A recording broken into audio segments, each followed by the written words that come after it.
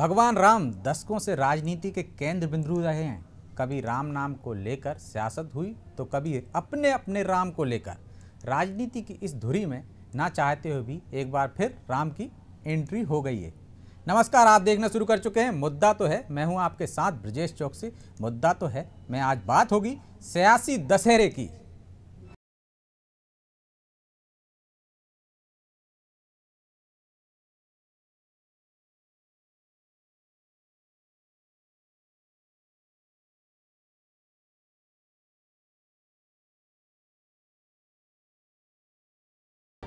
असत्य पर सत्य की जीत का जश्न धूमधाम से मनाया गया।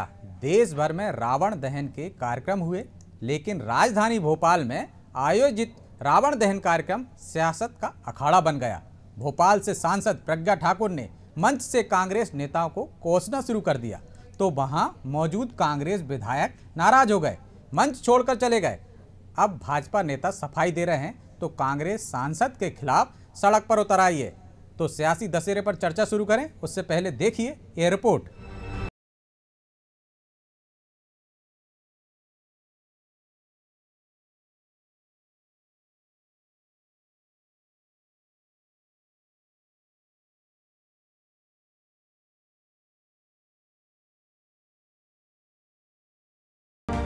बीमारों को बीमार नहीं, पहले तो प्रताड़नाएं दी, और जब हम पीड़ित होते हैं तो ये हमारी गुमशुदा के पोस्टर लगाते हैं। शर्म और लानत देती हूँ ऐसे लोगों को कि ऐसे लोग विधायक बनने लायक नहीं है, लेकिन विधायक बनते हैं। अपने को हिंदू कहते हैं, संवेदनाहीन होते हैं। शर्म आनी चाहिए ऐसे कांग्रेसियों को, और शर्म आनी चाहिए ऐसे देशद्रोहियों को। और मैं कहती हूँ, इनके लिए भारत में जगह नहीं है। भारत में सिर्फ रहेगा तो राष्ट्रभक्त रहेगा, और राष्ट्र जो है ना वो हिंदुओं के साथ है। तपस्या, तप और साधना ना तो राजनीति सिखाते हैं और ना ही किसी से बैर रखना। और जहाँ राजनीति होने लगे वहाँ ना तो तपस्या रहती है और ना ही तप। लेकिन भोपाल सांसद साध्वी प्रज्ञा ने राम के मंच से तपस्या और तप के बहाने कांग्रेस पर जमकर हमला किया। सांसद की रडार पर कांग्रेस विधायकों के साथ दिग्विजय सिंह और कुछ अन्य लोग भी रहे। सांसद ने कहा कि उन्हें कांग्रेस ने बहुत प्रताड़ित किया है। वो कुछ दिन नजर नहीं आई तो कांग्रेस ने उनके खिलाफ गुमशुदगी की शिकायत दर्ज करा दी। इस दौरान सांसद ने अपनी बीमारी के साथ भोपाल उत्तर के विधायक आरिफ अकील की बीमारी का भी जिक्र किया। साध्वी ने कहा कि कांग्रेस विधायक 3 साल से नहीं दिखाई दे रहे तो भी हम चुप हैं क्योंकि वो बीमार है।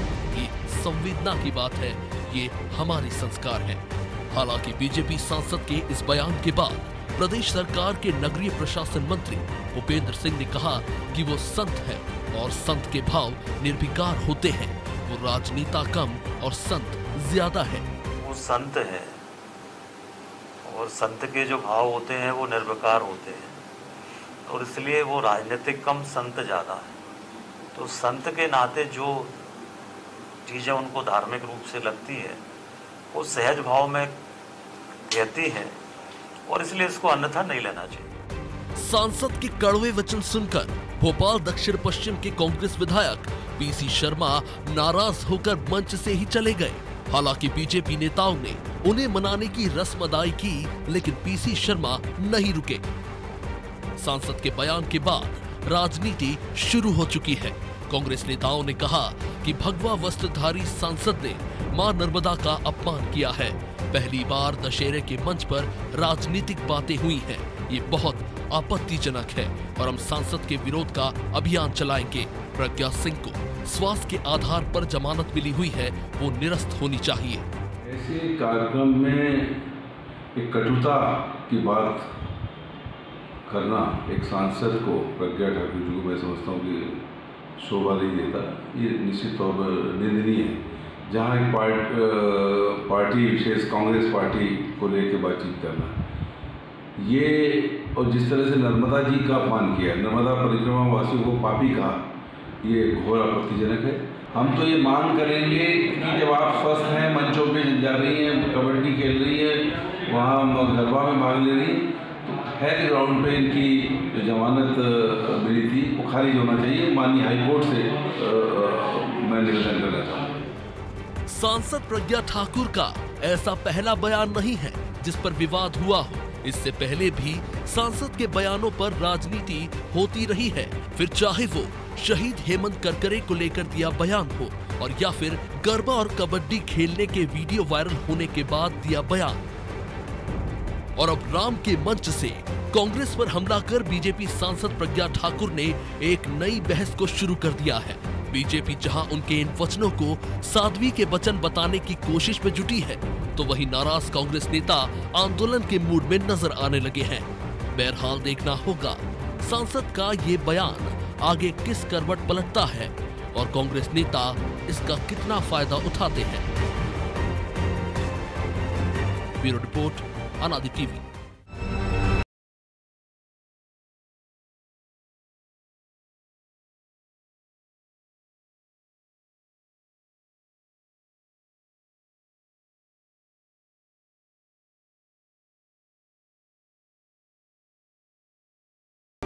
सियासी दशहरे पर चर्चा के लिए हमारे साथ मौजूद हैं ब्रज गोपाल लोया, भाजपा का पक्ष रखेंगे। प्रताप भानु शर्मा, पूर्व सांसद हैं, कांग्रेस का पक्ष रखेंगे। कुछ देर में हमारे साथ देवदत्त दुबे जी भी जुड़ेंगे, वरिष्ठ पत्रकार हैं।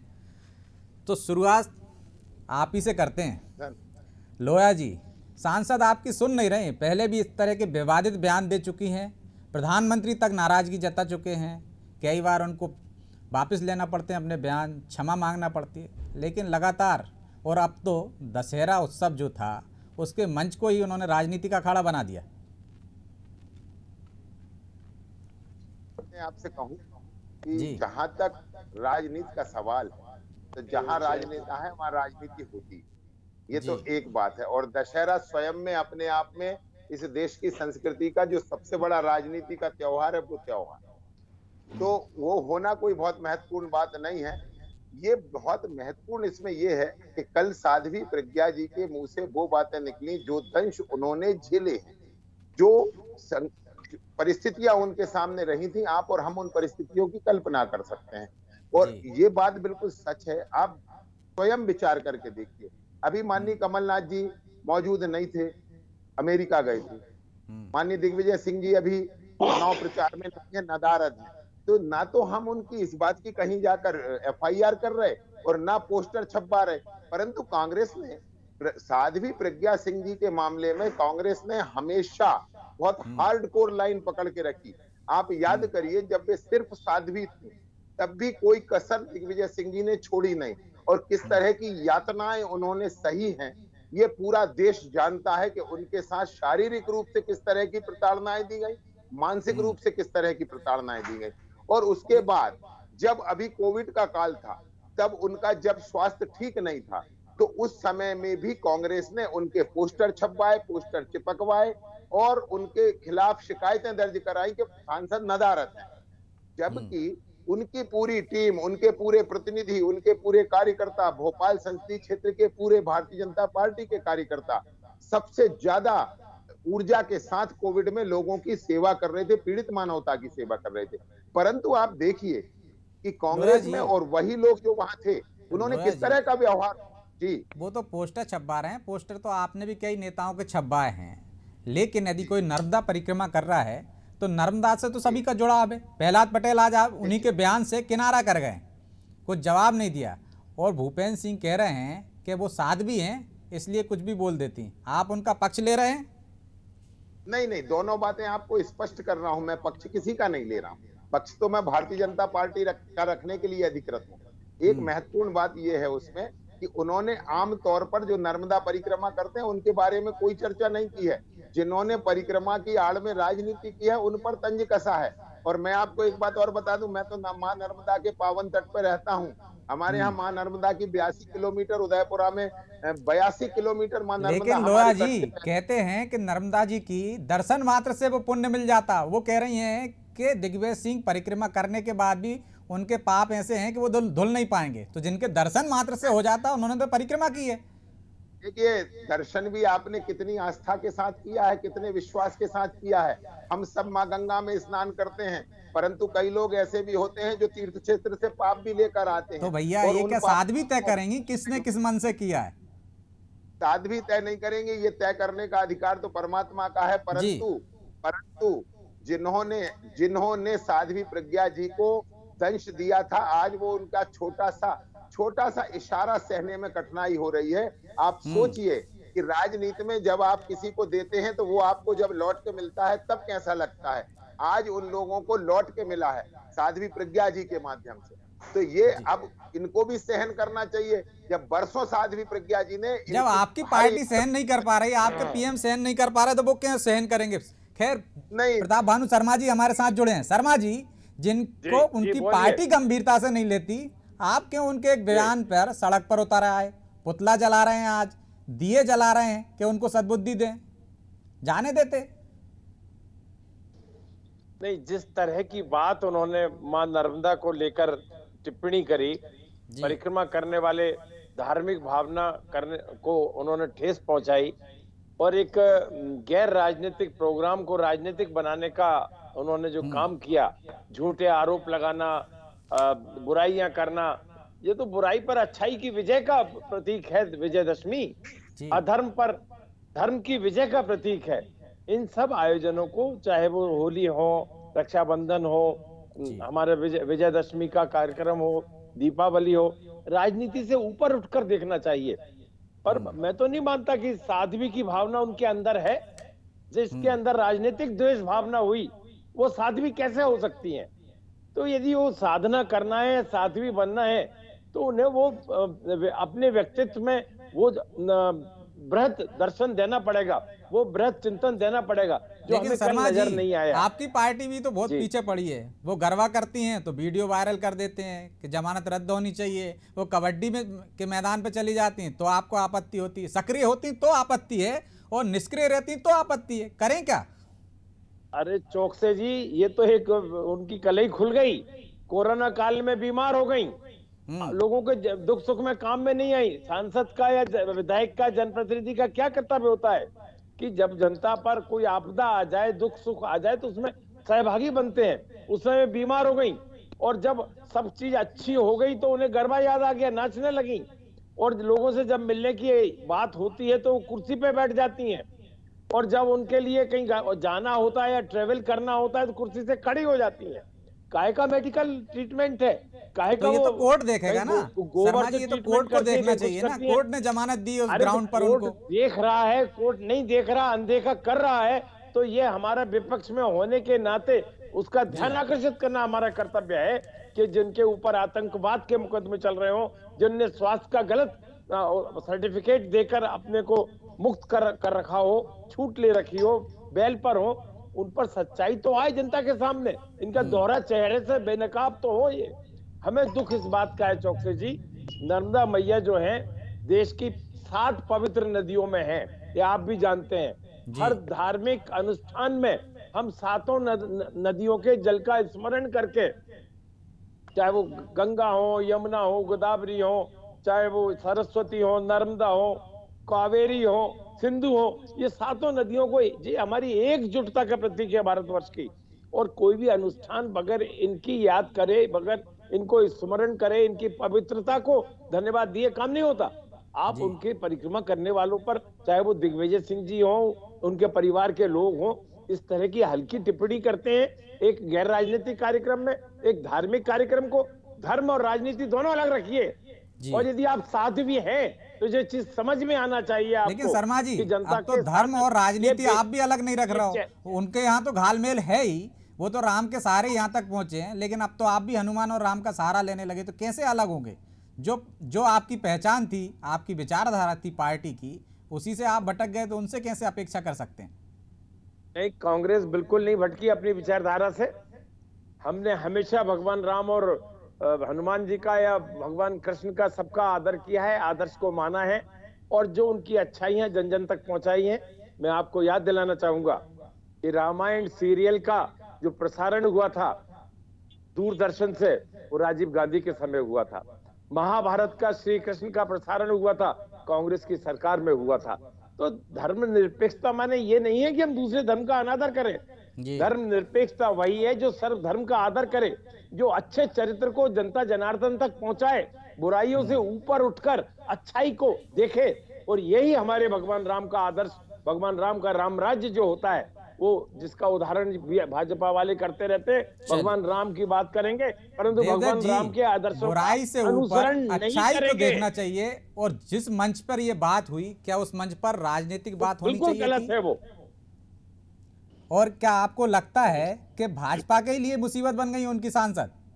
देवदत्त जी जी, क्या है, साध्वी जी अचानक से टिकट मिला, सांसद बन गई।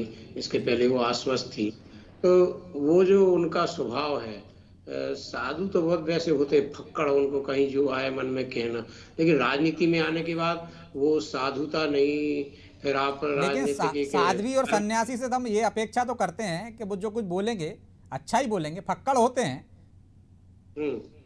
लेकिन अब उनको चूंकि राजनीति में आ गए, या तो खाली प्रवचन देते रहे तो फिर कोई आपत्ति नहीं करते, वो जो सीख देते हैं मंच से साधु संत सब स्वीकार करते हैं। लेकिन जब राजनीति में आ जाते हैं तो उनका कहा हुआ, उनका एक सांसद का कहा हुआ और एक दल के नेता के तौर पर कहा हुआ माना जाता है। तो फिर उस पर टीका टिप्पणी होना स्वाभाविक है।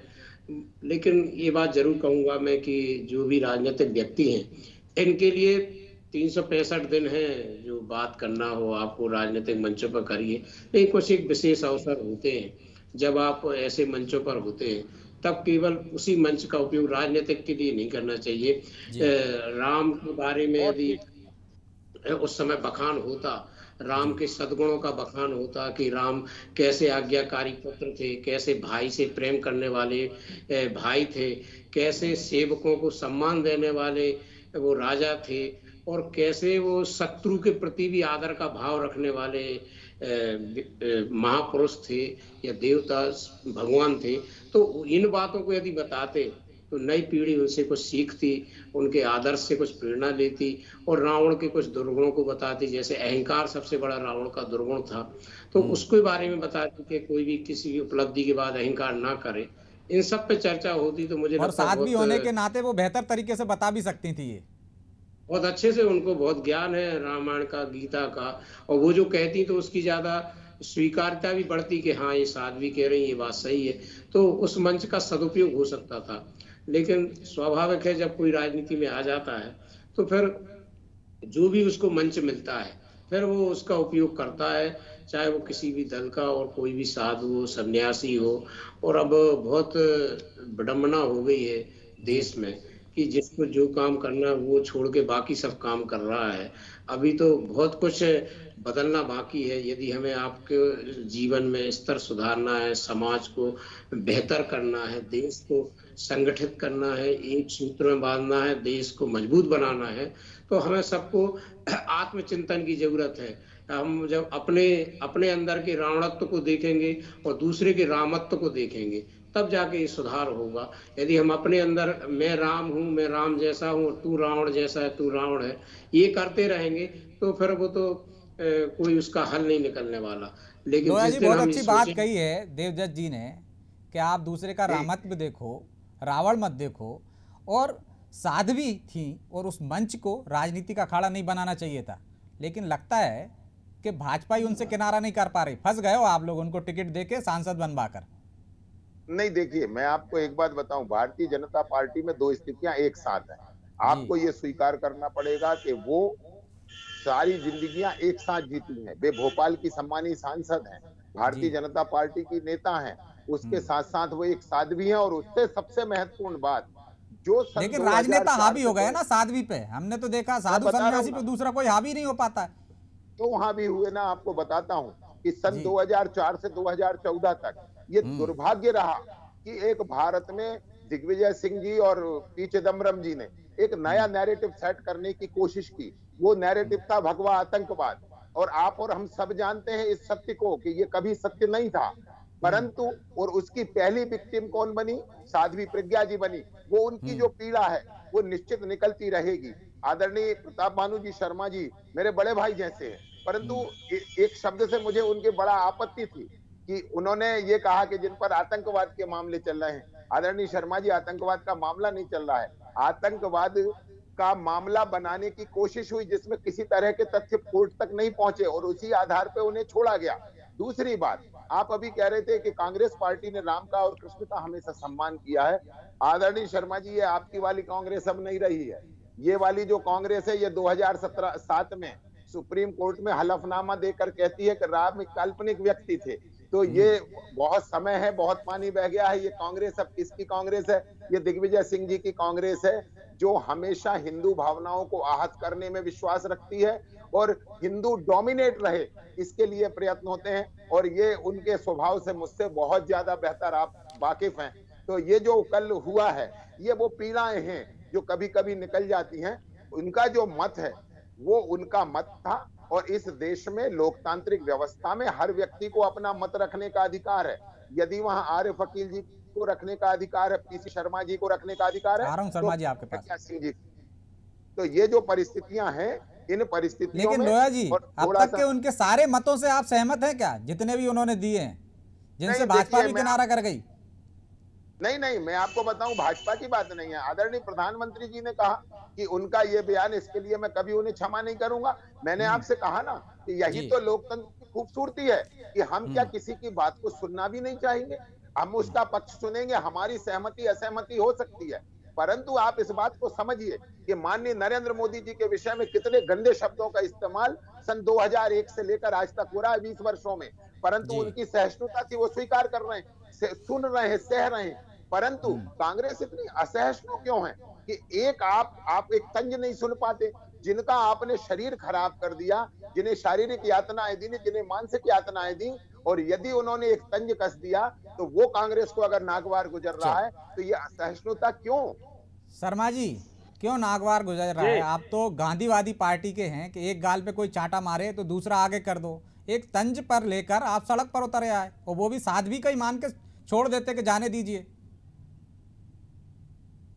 देखिए चौकसे जी, जैसा दुबे जी ने कहा, जो विशेषज्ञ जहाँ बैठे हैं, जिन्होंने बगैर राजनीति से ऊपर उठकर अपने विचारों को रखा है, उन्होंने साफ कहा कि हमें अपने जो विशेष महत्व के दिन होते हैं, जो त्योहार होते हैं, चाहे वो हिंदू धर्म के हों चाहे अन्य धर्म के हों, उन पर हमें राजनीति का मिश्रण नहीं करना चाहिए। उन मंचों का दुरुपयोग, उन्होंने दुरुपयोग शब्द का उपयोग नहीं किया, पर सही उपयोग करना चाहिए ये कहा। इसका मतलब यह कि दुरुपयोग नहीं करना चाहिए। बिल्कुल बिल्कुल। तो जब यदि ऐसे धार्मिक कार्यक्रम हो, दीपावली का कार्यक्रम हो, विजयदशमी का कार्यक्रम हो, और वहां नर्मदा मैया जो मध्य प्रदेश की जीवनदायिनी नदी है, उनकी परिक्रमा यदि दिग्विजय सिंह ने करी और उनके परिवार ने करी, तो उसमें तीखी टिप्पणी करने का कोई अवसर नहीं था। वो उस समय राम के व्यक्तित्व को, उनके चरित्र को, राम राज्य को क्या अच्छाइयां हैं, ये साध्वी को बताना चाहिए था। एक सांसद के रूप में, एक साध्वी के रूप में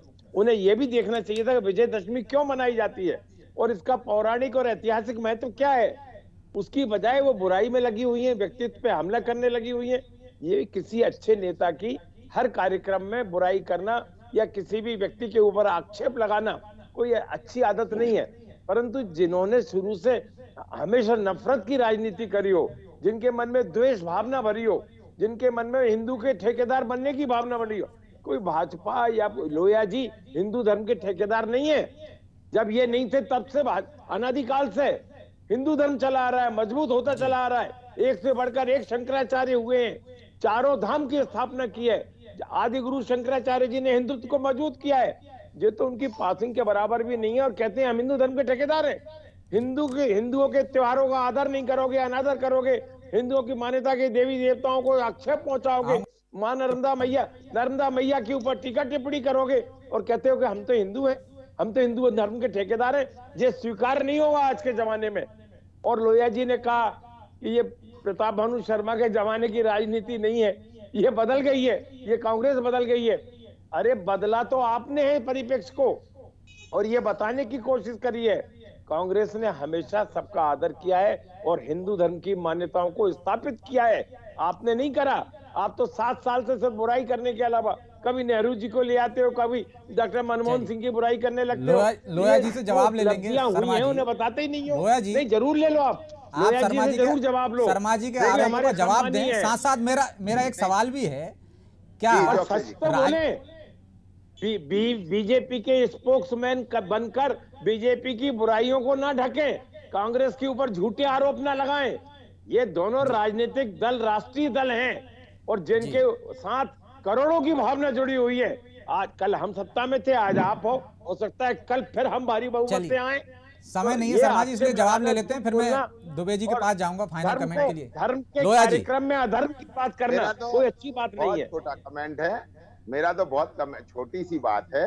आदरणीय शर्मा जी कह रहे थे हिंदुत्व के हम सही में ठेकेदार नहीं है। भारतीय जनता पार्टी ठेकेदार नहीं है, भारतीय जनता पार्टी तो चौकीदार है।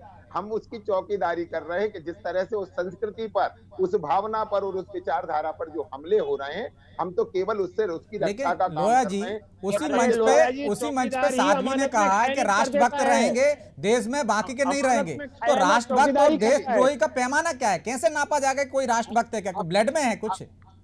चौकसे जी आप मुझे एक बात कहिए ना कि जैसे ही अपन कहीं कहते हैं कि राष्ट्रभक्त रहेंगे तो किसी को ये बुराई क्यों लगती है? यदि हम सब राष्ट्रभक्त हैं और हर देश में ये होता है कि उस देश को प्यार करने वाले लोग ही तो उस देश में रहते हैं, क्या ये देश आज भी वो उस 7वीं सदी में जी रहा है क्या कि कोई भी गौरी आएगा, कोई भी गजनबी आएगा, कोई भी बाबा आएगा और भारत पर शर्मा जी 30 सेकंड है आपके पास, कुछ कहना चाह रहे हैं आप, इसका जवाब दें। महात्मा गांधी के हत्यारे को राष्ट्रभक्त नहीं कहा जा सकता, उसकी प्रशंसा नहीं किनारा कर लिया, उस पे तो पीएम ने भी हो सकती, नाराजगी जाहिर कर दी। दुबे जी क्या राजनीति में इतनी कटुता आ गई है कि अब इस तरह के मंच भी राजनीति के उपयोग होने लगे हैं? क्या राजनीतिक के लोग थे, हर जगह राजनीति होने लगी है? दुबे जी क्या इतनी कटुता आ गई कि चुनाव के बाद भी हर मंच का इस्तेमाल इस तरह से होने लगा है? ये चौकसी जी बिल्कुल सही बात है कि आज जितने पंचायत से लेके पार्लियामेंट तक के चुनाव हैं, वार्ड के चुनाव में जब एक वार्ड में 10-10 लोग खड़े होते हैं तो राजनीति में हम सराबोर हो चुके हैं उसमें सब लोग। और सोशल मीडिया और इलेक्ट्रॉनिक मीडिया सबसे इतना वातावरण बन गया है कि हर बात में राजनीति होती है। आज परिवार में भी बातें होती हैं तो परिवार के सदस्य कहने लगते हैं यार राजनीति मत करो हमारे साथ। तो कैसे होगा ये शुद्धिकरण, ये भी बता दीजिए। राजनीति में यदि धर्म का इस्तेमाल हो, धर्म क्या है कि हम राजनीति सत्य के लिए उपयोग करें, राजनीति राष्ट्र के लिए उपयोग करें, हम राजनीति समाज हित के लिए उपयोग करें, तो राजनीति बहुत अच्छा माध्यम है। और राजनीति के माध्यम से ही आज सरकारें बनती हैं और उन्हीं सरकारों के निर्णय से प्रदेश और देश में व्यवस्थाएं बनती है। इसलिए राजनीति में राजनीति एक सेवा का माध्यम है और इससे सेवा ही की जानी चाहिए। चूंकि अब समय इजाजत नहीं देता, इसलिए आप तीनों मेहमानों का बहुत बहुत शुक्रिया चर्चा में शामिल होने की। तो राजनीति को सेवा का माध्यम बनाइए, ना कि हर बात पर सियासत। और सांसद यदि प्रज्ञा ठाकुर साध्वी हैं तो उनको इस तरह के विवादित बोलों से बचना चाहिए। लेकिन हम देखते हैं कि बार बार वो ऐसे बयान दे देती हैं। उनके चुनाव मैदान से उतरने से लेकर अब तक के दर्जनों में से विवादित बोल हैं जिन पर प्रधानमंत्री मोदी तक उनके बोल पर नाराजगी जाहिर कर चुके हैं, लेकिन साध्वी हैं कि मान ही नहीं रही। शायद राजनीति में उन्हें अपने बिगड़े बोल ही रास आ रहे हैं, लेकिन राजनेताओं को तौल मोल कर बोलना चाहिए। और यदि आप साध्वी हैं या सन्यासी हैं तो आपसे ज़्यादा अपेक्षा रहती है। मुद्दा तो है। मैं आज इतना ही, मुझे दीजिए इजाज़त और आप देखते रहिए अनादि टीवी। नमस्कार।